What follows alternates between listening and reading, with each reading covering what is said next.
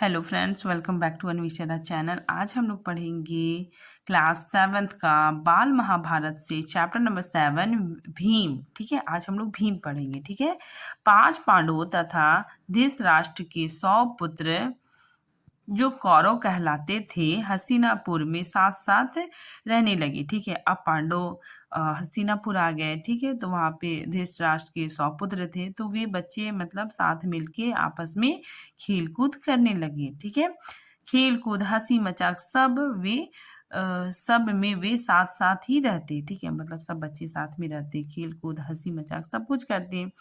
शरीर बल में पांडु का पुत्र भीम सबसे ताकतवर था। ठीक है, मतलब शरीर बल में मतलब ताकत में। ठीक है, ताकत में पांडु का जो पुत्र था भीम, भीम क्या था ना, बहुत ज्यादा शक्तिशाली था। ठीक है, 100 हाथियों की शक्ति थी भीम में। तो भीम क्या था, बहुत ज्यादा ताकतवर था। खेलों में वह दुर्योधन और उसके भाइयों को खूब तंग किया करता था। ठीक है, मतलब दुर्योधन था, सॉरी, जो भीम था वो दुर्योधन दुर्योधन और उनके भाइयों को मतलब बहुत तंग किया करता। ठीक है, मतलब बच्चे लोग में होता है ना कि मतलब एक दूसरे से लड़ते हैं, एक दूसरे से तंग करते हैं, तो उसी तरह भीम भी दुर्योधन और उसके भाइयों को बहुत ही तंग करता था। ठीक है, क्योंकि वो बहुत बलशाली था। ठीक है, यद्यपि भीम मन से किसी से बैर नहीं रखता था, मतलब भीम हंसी मजाक में वो लोग को तंग करता था, लेकिन उसके दिल में किसी के लिए नफरत नहीं था। ठीक है, किसी के दिल में ईर्ष्या नहीं थी। ठीक है, और वो मतलब बस खेल खेल में दुर्योधन और उसके भाइयों को तंग करता था। बचपन के जोश के कारण ही वह ऐसा करता था। ठीक है ना, मतलब बचपन के कारण ही, मतलब बचपन में बच्चे लोग करते हैं, उसी के कारण ही भीम ऐसा किया करता था। फिर भी दुर्योधन तथा उसके भाइयों के मन में भीम के प्रति द्वेष भाव बढ़ने लगा। ठीक है, मतलब उसके जो दुर्योधन और उसके भाई थे वो भीम से बहुत ईर्ष्या करने लगे। ठीक है, द्वेष भाव बहुत बढ़ने लग गया, उसके बीच बहुत ही दुश्मनी बढ़ने लग गई। ठीक है, इधर सभी बालक उचित समय आने पर कृपाचार्य से अस्त्र विद्या के साथ साथ अन्य विद्याएं भी सीखने लगे। अब बच्चे बड़े होने लगे हैं, तो वे लोग अस्त्र विद्या सीखने लगे, तो कृपाचार्य से सभी बच्चे अस्त्र विद्या सीखने लग गए हैं। ठीक है, अस्त्र विद्या सीखने लगे। विद्या सीखने में पांडव कौरव से आगे ही रहते। ठीक है, मतलब विद्या सीखने में पांडव पांडव कौरव से आगे, बहुत आगे रहते थे। ठीक है, इससे कौरव खींचने लगे मतलब चिढ़ने लगे। ठीक है, दुर्योधन पांडव को हर प्रकार से नीचे दिखाने का प्रयास करता। दुर्योधन जो था वो राजा का पुत्र भी था। ठीक है, और उसे मतलब वह हर समय पांडवों को नीचा दिखाने की कोशिश भी करता था। भीम से तो उसकी जरा भी नहीं पड़ती। ठीक है, भीम से तो उसको मतलब जरा भी उससे नहीं पड़ती थी, क्योंकि भीम तो अपना मनमानी करता था। ठीक है, और वो बलशाली भी बहुत था, और उल्टा दुर्योधन को तंग भी कर देता था। तो दुर्योधन भीम से बहुत चिढ़ता था। ठीक है, बहुत ही उससे गुस्सा करता था। एक बार सब कौरवों ने आपस में मिलकर सलाह करके यह निश्चय किया कि भीम को गंगा में डुबोकर मार डालेंगे। ठीक है, तो कौरव ने क्या किया, आपस में मिलके ये प्लानिंग किया कि हम लोग भीम को मार डालेंगे। ठीक है, उसके मरने पर युधिष्ठिर अर्जुन आदि को कैद करके सारा राजपाट हम लोग ले लेंगे। ठीक है, तो इसमें बताया जा रहा है कि ये लोग प्लानिंग करते हैं कि हम लोग भीम को मार देंगे। अब भीम जब मर जाएगा तो अर्जुन युधिष्ठिर को हराना तो बहुत इजी है, और इसको कैद करके बंदी बना देंगे और हम लोग सारा राजपाट ले लेंगे। दुर्योधन ने सोचा कि ऐसा करने से सारे राज्य पर उसका अधिकार हो जाएगा। ठीक है, मतलब सारे पांडव मर जाएंगे। ठीक है, और युधिष्ठिर अर्जुन को हम कैद बंदी बना लेंगे, तो और पूरे राज्य पर अपना अधिकार जमा लेंगे। ठीक है, एक दिन दुर्योधन ने धूमधाम से जल क्रीड़ा का प्रबंध किया। ठीक है, जल क्रीड़ा क्या होता है कि जहाँ मतलब पानी में खेलना। ठीक है, तो जल क्रीड़ा का प्रबंध किया। 5 पांडवों को उसके लिए न्योता भेजा, मतलब आमंत्रित किया, उन लोगों को इनविटेशन दिया। बड़ी देर तक खेलने और तैरने के बाद सबने भोजन किया। ठीक है, बहुत देर तक खेले तो वो लोगों को बहुत भूख लग गई। ठीक है, और वे लोग भोजन किए और अपने अपने डेरे मतलब अपने अपने टेंट में जाकर सो गए। ठीक है, दुर्योधन ने छल से भीम के भोजन में विष मिला दिया। तो दुर्योधन ने क्या किया कि भीम का जो भोजन था उसमें जहर, ठीक है, जहर मिला दिया। सब लोग खूब खेले तैरे थे, सो थक कर सब सो गए। ठीक है ना, मतलब सबको बहुत खेले हुए थे इसीलिए सबको थक कर सो गए। भीम को विष के कारण, मतलब जहर के कारण, उसके खाने में जहर मिला दिया था दुर्योधन ने। तो वो जहर के कारण उसको गहरा नशा हो गया, मतलब उसे पूरा गहरा नशा हो गया। वह डेरे पर भी ना पहुंच सका, वो अपने जो टेंट था वहां तक भी नहीं पहुंच सका और नशे में चूर होकर गंगा किनारे रेत में ही गिर गया। तो क्या हुआ, जो भीम था वो मतलब नशे के कारण, ठीक है, वो क्या हो गया, बेहोश हो गया। ठीक है, और वहीं पे गंगा के किनारे रेत मतलब बालू में ही गिर के वो बेहोश हो गया।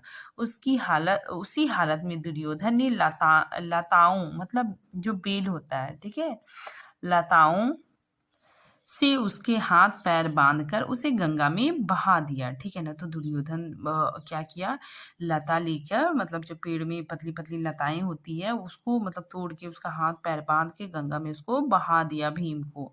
लताओं से जकड़ा हुआ भीम का शरीर गंगा की धारा में बहता हुआ दूर निकल गया। ठीक है, मतलब लता से बंधे होने के कारण भीम का जो शरीर है, मतलब शरीर को बांध कर गंगा गंगा की धारा में बहा दिया। ठीक है, दुर्योधन ने क्या किया कि भीम भीम को लताओं से बांधकर गंगा नदी में फेंक दिया। ठीक है, इधर दुर्योधन मन ही मन यह सोचकर खुश हो रहा था कि भीम का तो काम तमाम हो गया, मतलब अब तो भीम मर जाएगा। ठीक है, मर गया वो।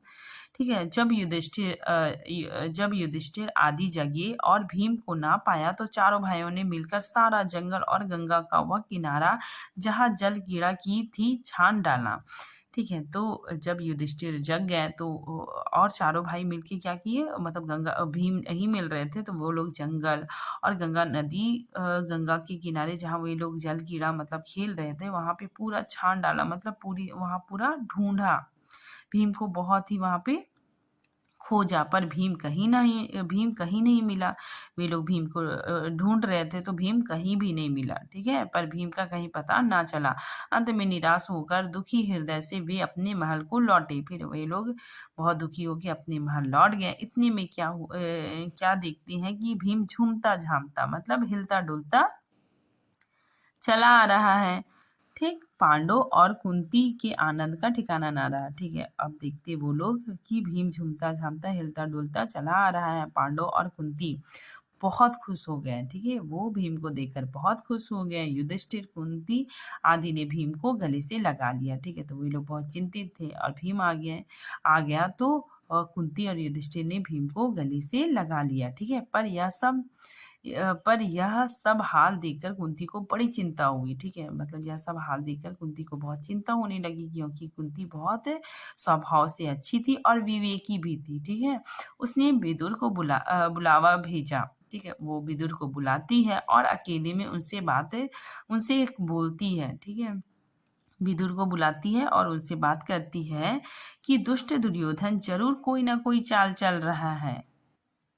राज के लोभ में वह भीम को मार मार डालना चाहता है। ठीक है, तो यहाँ पे कुंती विदुर को बोल रही है कि दुर्योधन कोई ना कोई चाल चल रहा है और राज्य के लाभ के कारण, राज्य के इच्छा के कारण वो कहीं वो भीम को मार ना डाले। ठीक है, मुझे इसकी चिंता हो रही है। कुंती ने क्या बोला कि मुझे इसकी चिंता हो रही है कि दुर्योधन कोई ना कोई चाल चल रहा है और भीम को मार डालना चाहता है। ठीक है, राजनीति कुशल विदुर कुंती को समझाते हुए बोले तुम्हारा कहना सही है। ठीक है, वो बोल रहे हैं कि तुम्हारा कहना तो सही है, परंतु कुशल इसी में है कि इस बात को अपने तक ही रखो। ठीक है, तो विदुर क्या बोलते हैं कि इस बात को अपने तक ही रखो। ठीक है, प्रकट रूप से दुर्योधन की निंदा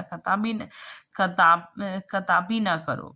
ठीक है, तो वो विदुर बोलते हैं कि दुर्योधन की निंदा मतलब प्रकट रूप से, मतलब दुर्योधन को मत बोलो। ठीक है, दुर्योधन को कुछ भी मत बोलो, दुर्योधन की निंदा मत करो, नहीं तो इससे उसका द्वेष और बढ़ेगा। ठीक है, इससे उसका गुस्सा और भी बढ़ेगा। ठीक है, इस घटना से भीम बहुत उत्तेजित हो गए, मतलब बहुत गुस्सा हो गए। ठीक है, ऐसा घटना घटा था भीम के साथ। ठीक है, उसे पता चल गया था कि दुर्योधन मुझे मारना चाह रहा है। तो भीम बहुत उत्तेजित, बहुत गुस्सा हो गए। उसे समझाते हुए युधिष्ठिर ने कहा, युधिष्ठिर सबसे बड़े थे, तो भीम को समझाते हुए कहा, भाई भीम, अभी समय नहीं आया है, ठीक है, मतलब अभी सही समय नहीं है। तुम्हें अपने आप को संभालना होगा। तुम्हें अपने आप को क्या करना होगा? संभालना होगा। इस समय तो हम पांचों भाइयों को यही करना है कि किसी प्रकार एक दूसरे की रक्षा करते हुए बचे रहना है, ठीक है। हमें पांचों भाइयों को एक साथ मिलजुल के रहना चाहिए और एक दूसरे की रक्षा करनी चाहिए। भीम के वापस आ जाने पर दुर्योधन को बड़ा आश्चर्य हुआ, ठीक है ना। मतलब दुर्योधन जब देखता है कि भीम वापस आ गया तो उसे बहुत ही आश्चर्य हुआ, ठीक है, और उसका हृदय और भी जलने लगा, ठीक है। तो उसका हृदय क्या होने लगा? और भी ईर्ष्या के कारण जलने लग गया, ठीक है। बस इतना ही है। Thank you.